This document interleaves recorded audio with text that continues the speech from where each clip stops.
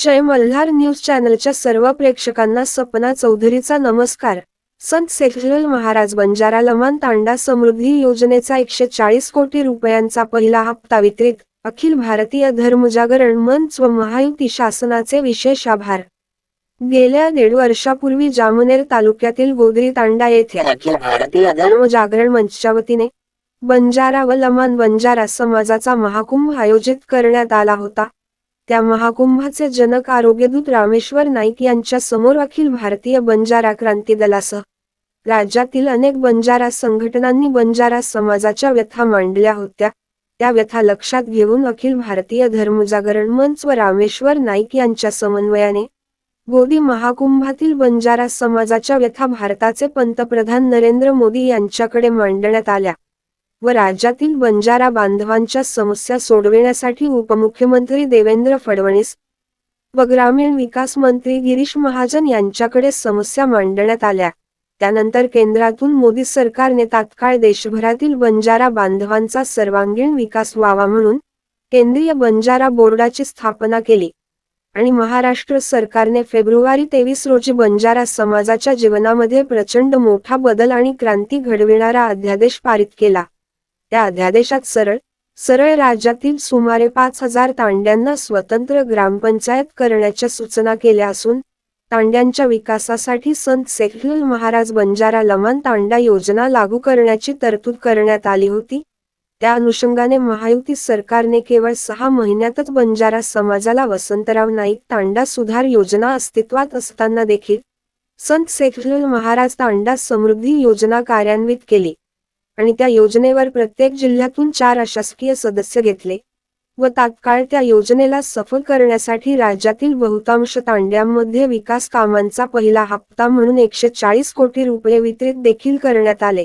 बंजारा समाजाची काशी पोहरादेवी या ठिकाणी देवेंद्र फडणवीस मुख्यमंत्री असताना नगारा भवनाचे भूमिपूजन केले होते।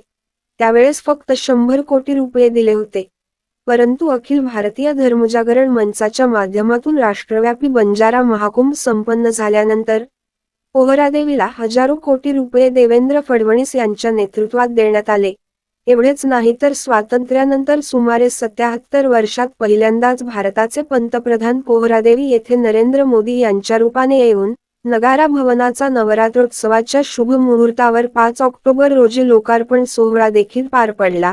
यावेळी अखिल भारतीय बंजारा क्रांती दलाचे राष्ट्रीय अध्यक्ष म्हणून श्रावण चव्हाण यांना पंतप्रधान नरेंद्र मोदी यांच्या स्वागतासाठी हेलिपॅडवर पाचारण करण्यात आले होते। या योजनेत राज्यभरातून जिल्हास्तरीय अशासकीय सदस्य म्हणून 138 कार्यकर्त्यांची नियुक्ती झाली असून विभागीय स्तरावर 12 कार्यकर्त्यांची निवड करण्यात आली आहे। तसेच प्रदेश स्तरावर अशासकीय सदस्य म्हणून अखिल भारतीय बंजारा क्रांती दलाचे राष्ट्रीय अध्यक्ष श्रावण चव्हाण यांच्यासह 6 कार्यकर्त्यांची निवड करण्यात आली आहे।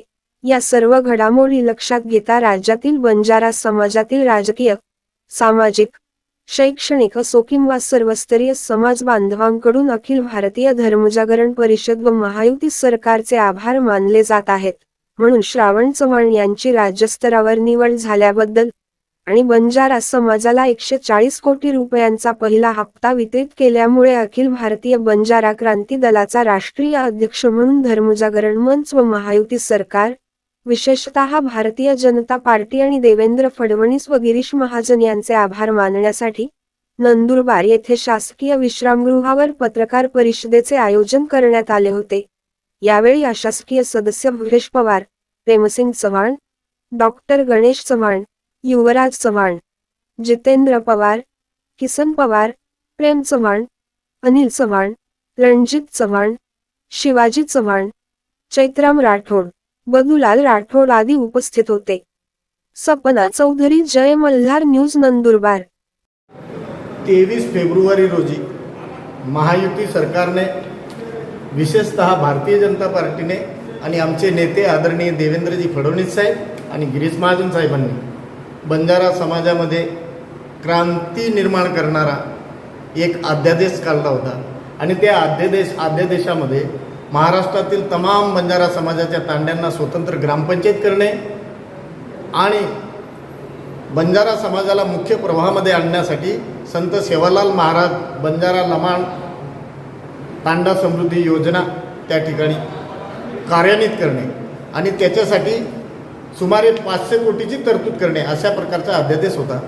आजपर्यंत अनेक अध्यादेश निघाले असतील, अनेक जी आर निघालेले असतील, अनेक निर्णय झाले असतील, परंतु एवढ्या फास्ट गतीने, एवढ्या जोरात पहिला असा या ठिकाणी अध्यादेश आहे किंवा पहिली अशी योजना आहे ती एवढ्या जोरात राबवली गेली. कारण संत सेवालाल महाराज तांडा समृद्धी योजना अस्तित्वात आल्यानंतर त्या ठिकाणी प्रत्येक जिल्ह्यामध्ये अशासकीय सदस्य नेमण्यात आले. नुसतं जिल्ह्यातच नाही तर विभागीय समन्वयक नेमण्यात आले. नुसतं विभागातच नाही तर प्रदेश लेवलला सुद्धा अशासकीय सदस्य नेमण्यात आले आणि त्याच्यात प्रामुख्याने माझ्या या नंदुरबारमधनं प्रदेश लेवलला माझी स्वतःची सुद्धा निवड झालेली आहे. आणि 8 दिवसापूर्वी ह्या सर्व गोष्टी ज्या घडल्या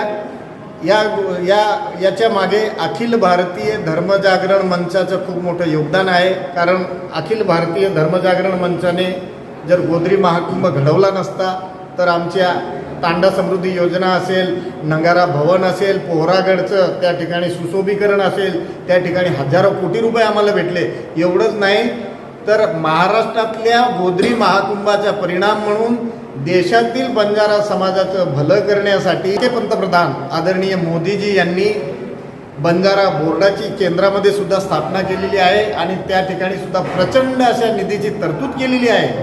आणि आता या नवरात्रीच्या पर्वामध्ये माननीय मोदीजींच्या हस्ते त्या ठिकाणी पोहरादेवी येथे बंजारा समाजाची काशी पोहरादेवी येथे नंगारा भवनाचं उद्घाटन झालं.